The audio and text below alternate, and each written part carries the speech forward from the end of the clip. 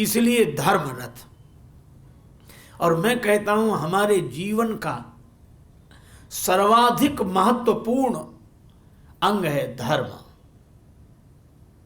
सर्वाधिक महत्वपूर्ण। धर्म की परिभाषा देते हुए हमारे आचार्यों ने कहा, धारणात धर्म इत्यायु। जो समाज को धारण कर सके उसे धर्म कहते हैं।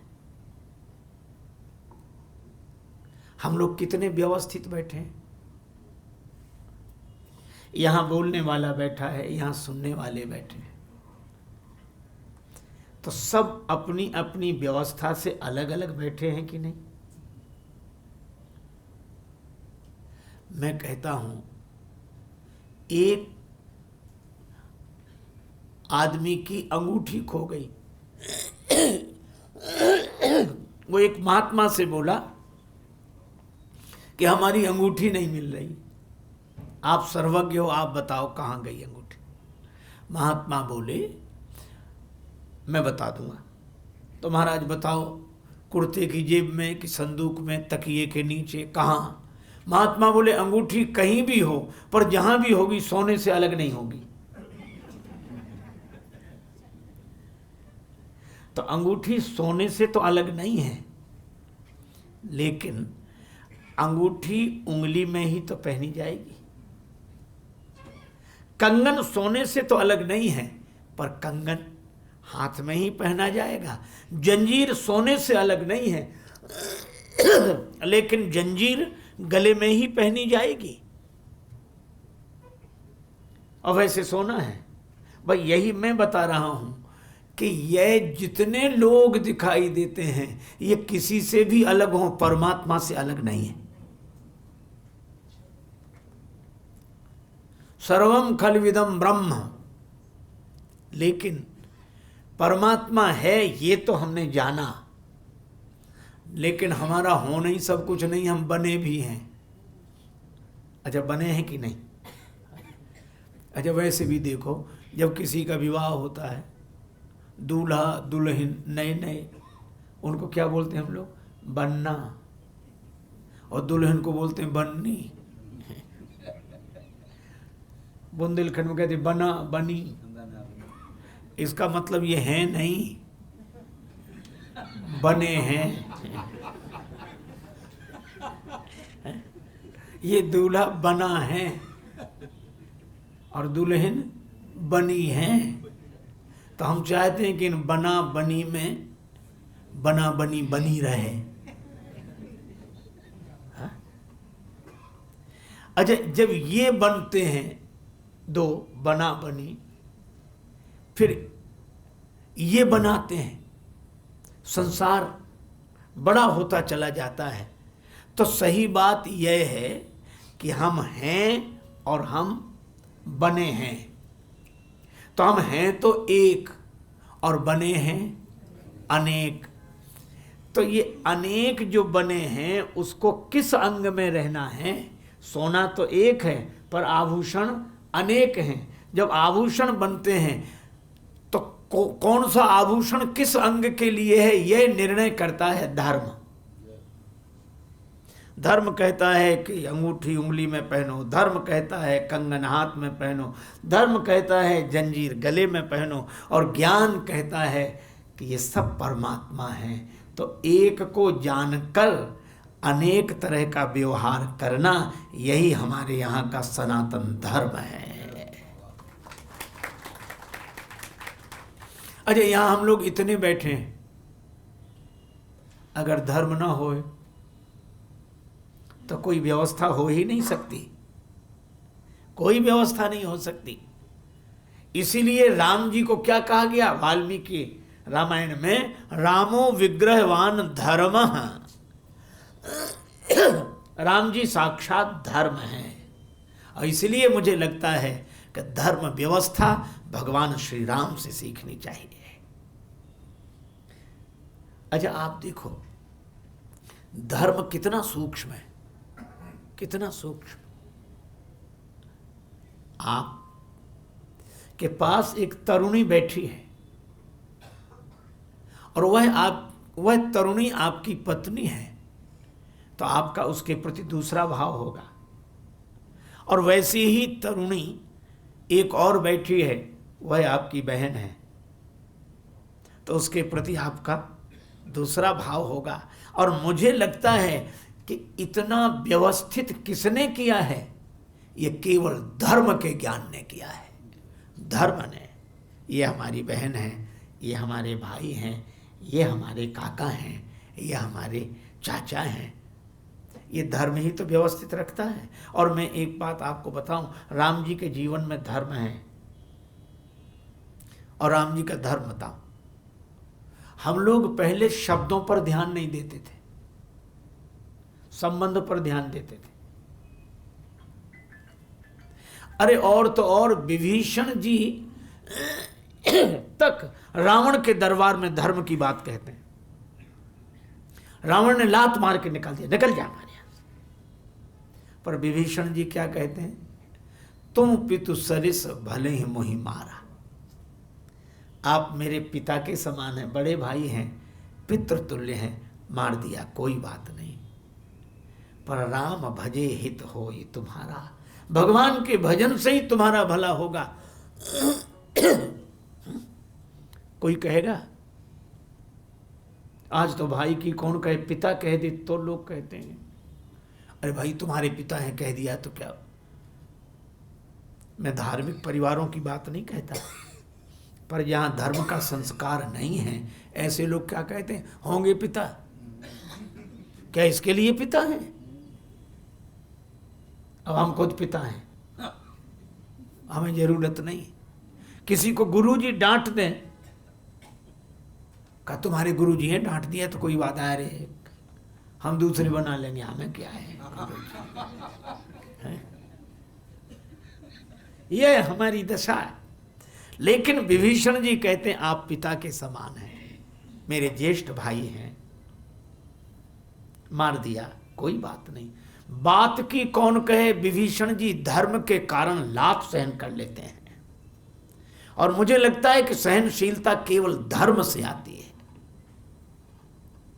और भगवान राम का तो पूरा चरित्र इसी धर्म पर निर्भर है। कैसे? माता कैकेयी ने राम जी को बहुत माना। भरत न प्रिय मोहि राम समाना, भरत न प्रिय मोहि राम।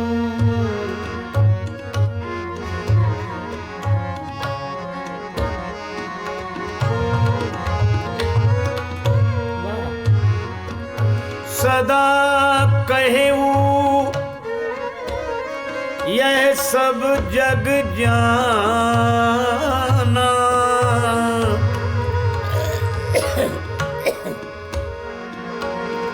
प्रिय मोहि राम समान, भरत न प्रिय मोहि राम, प्रिय मोहि राम, प्रिय मोहि राम। क्या कहती है कैकेयी माता कि भरत भी मुझे राम जी की तरह प्रिय नहीं है। अपने बेटे से अधिक कौशल्या माता के बेटे को माना, और राम जी ने भी कौशल्या माता से अधिक कैकेयी माता को माना। मानी राम अधिक जननी ते, और उन्हीं कैकेयी माता ने जिनकी गोद में राम जी रहे, जिनके पयोधर के पैसे पले श्री राम, उन्हीं कैकेयी जी ने एक दिन कठोर होकर कह दिया 14 वर्ष राम वनवासी। लेकिन राम जी ने इतनी कठोर आज्ञा को भी अस्वीकार नहीं किया, माता के चरणों में प्रणाम किया। हे माता, जो आज्ञा आपकी आज्ञा हुई है उसमें मैं भला बुरा क्या सोचूं? जो न जाऊं बन ऐसे हो काजा, प्रथम गनीय मोह मूढ़ समाजा। अगर मैं वन में न जाऊं तो मुझे कोई धर्मात्मा नहीं कहेगा, मुझे कोई धर्मज्ञ नहीं कहेगा, मैं जरूर जाऊंगा। माता के चरणों में प्रणाम करके आए, उस माता ने जिसने वन दे दिया हो। और कौशल्या माता भी क्या कहती है, राम तुम वन जा रहे हो, तुम्हारे पिता ने कहा है? हाँ मां। तो पिता से माता का स्थान बड़ा है। तो जनि जाहु जान बड़ी माता, मैं कहती हूं तुम वन मत जाओ, कहा होगा पिता ने, माता कह रही है मत जाओ। लेकिन श्री राम जी ने कहा कि माता कैकेयी ने भी कहा है। तब कौशल्या जी कहती हैं कि अगर कैकेयी माता ने कहा है तो मैं तुम्हें नहीं रोकूंगी। तो कानन सत अवध समाना, राम तुम्हारे लिए 100 अयोध्या के समान वन सुख देने वाला होगा, अगर तुम्हारी माता कैकेयी ने कहा है। अच्छा, अब आप विचार करना, यहां 2 तरह की स्थिति क्यों निर्मित हुई? क्योंकि कैकेयी माता का राम जी से स्नेह है, धर्म स्नेह उभय मति घेरी। एक और धर्म है, और जिस धर्म रथ की हम लोग बात कर रहे हैं उसी का एक अंग ये धर्म। कौशल्या जी के पास क्या धर्म है? कौशल्या जी कहती हैं कि राम जी छोटे थे और मुझे लगा वो दिन कब आएगा जब राम मुझे मां कहेंगे। पहली बार राम जी ने मुझे मां कहकर पुकारा, और जैसे ही राम जी ने मुझे मां कहा, मैंने इशारा किया, कहे मुँह मैया। मैंने कहा कि मैं तुम्हारी मां नहीं, मैया मैं भरत की, बलि जाऊं भैया तेरी मैया कैकेयी है। कौशल्या जी ने कहा कि राम मैं तुम्हारी मां नहीं, तुम्हारी माता कैकेयी है। कौशल्या जी कहती, जिस बेटे को बचपन से यह धर्म का संस्कार दिया कि कैकेयी तुम्हारी माता है, आज उसी बालक को माता की आज्ञा पालन करने से मना कैसे कर दूं? यह है धर्म। कौशल्या जी कहती हैं कि स्नेह मेरे मन में तुम्हारे प्रति है और बहुत स्नेह है, मैं तुम्हारे बिना रह भी नहीं पाऊंगी, लेकिन राम मैं इस स्नेह को भी बलिदान करती हूं धर्म के आगे। अच्छा देखो, धर्म प्रेम पहले भी थे, धर्म और प्रेम थे, लेकिन पुराने लोग प्रेम को छोड़ देते थे, धर्म को नहीं छोड़ते थे। आज लोग धर्म को छोड़ देते हैं, प्रेम को नहीं छोड़ते हैं। कौशल्या जी ने धर्म को नहीं छोड़ा। जाओ, वन जाओ, तुम्हारा मंगल होगा, क्योंकि तुम माता की आज्ञा का पालन करके जा रहे हो। यह है राम जी। मुझे लगता है राम जी का पूरा चरित्र धर्ममय है। संबंधों का विचार किया, शब्दों का नहीं, व्यवहार का नहीं। और एक बात आपको बताऊं, केवल राम जी ही नहीं, सीता माता, लोग कहते हैं कि सीता माता ने गलत किया, लक्ष्मण जी रेखा खींच के चले गए थे और सीता माता को रेखा के बाहर नहीं निकलना था, ये गलत किया उन्होंने। पर मैं ऐसे लोगों से निवेदन करता हूं कि आप जरा विचार करना, सीता माता ने भी तो यह सोचा होगा। सीता माता ने कहा कि हमारा धर्म क्या है। वे भी धर्म का विचार करती। हमारे कुल का धर्म यह है, मंगन लहाई न जिनके नाही, मांगने वाले जहां मना सुनकर नहीं गए। और आज एक भिक्षुक सन्यासी मना सुनकर जाएगा तो कुल का धर्म चला जाएगा। कोई सन्यासी दरवाजे पर हो, बिना मांगे चला जाए, कुल का धर्म चला जाएगा। लेकिन एक बात और तो है, क्या श्री लक्ष्मण जी कह गए कि संकट पड़ सकता है, रेखा के बाहर निकलने से निश्चर निकर फिर ही बनमाही, निश्चर निकर फिर ही बनमाही, तब संकट भी तो हो सकता है। तो क्या संकट के डर से धर्म का पालन न करें? यह दूसरी बात है। देखो मैं आपसे एक बात कहता हूं, कई लोग कहते हैं कि पहले हम धर्म का पालन बहुत करते थे, जब से धोखा हुआ हमने धर्म का पालन बंद कर दिया। पहले दीनों दुखियों को देते थे पर उसका दुरुपयोग करते हैं, तब से हमका बंद करो। और उनका समर्थन देने वाले लोग भी होते हैं कि बिल्कुल ठीक किया आपने, समझदारी का काम है, जिसमें धोखा हो ऐसे धर्म का पालन क्यों करना। एक सज्जन हमें मिले तो ऐसे ही कह रहे थे, काम ने छोड़ दिया धर्म, कोई फायदा नहीं, लोग धार्मिक मिलते ही नहीं है। तो हमने उनसे कहा कि भोजन करने से पेट कितनी बार खराब हुआ? तो बोले कई बार हुआ। तो हमने कहा भोजन छोड़ दिया? ये बताओ, भोजन करने से पेट कई बार खराब हुआ, हमने भोजन नहीं छोड़ा। व्यापार करने से कई बार घाटा हुआ, हमने व्यापार नहीं छोड़ा। एक धर्म ही मिला था छोड़ने के लिए, जो धोखा हो गया छोड़ दिया। और जिन्होंने छोड़ दिया वे धार्मिक थे ही नहीं। अगर धार्मिक होते तो धर्म नहीं छोड़ पाते। श्री सीता जी ने कहा कि भले ही संकट आ जाए पर संकट के डर से धर्म का पालन नहीं छोड़ेंगे। मैं रेखा के बाहर जाऊंगी। और श्री सीता जी रेखा के बाहर निकली धर्म का पालन करने के लिए। पर रावण ने जब अपना रूप दिखाया, किसी ने सीता जी से कहा कि अब आपकी रक्षा कौन करेगा?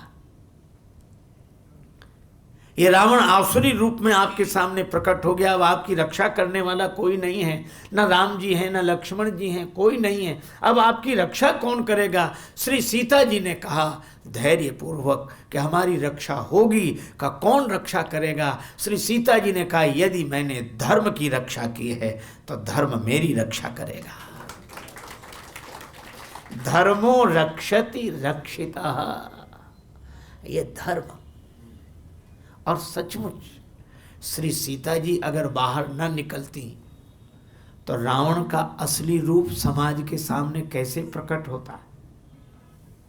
तो मैं तो सीता माता के चरणों में प्रणाम करता हूं कि उन्होंने स्वयं को धर्म का पालन करते हुए संकट में डाल दिया, पर अनेकों को संकट से बचा लिया रावण का वास्तविक रूप प्रकट करके। राम जी धर्म के कारण अयोध्या से आए, श्री सीता जी ने धर्म का पालन वन में किया और रावण ने हरण कर लिया सीता जी का। रावण साधन के बल पर राम जी को सताने की सोचता है, लेकिन एक बात तय है कि सत्य धर्म भले ही कमजोर पड़ जाए पर पराजित नहीं होता। कभी कभी असत्य से या धर्म से पराजित नहीं होगा अगर धर्म निष्ठा हो, सुदृढ़ता हो। और इसीलिए धर्म के बारे में मैं कहूँगा, जो सनातन नहीं मिटा रावण के अत्याचार से, जो सनातन नहीं मिटा हिरण्याक्ष की हुंकार से, जो सनातन नहीं मिटा कंस की ललकार से, वो सनातन क्या मिटेगा आज के अखबार से।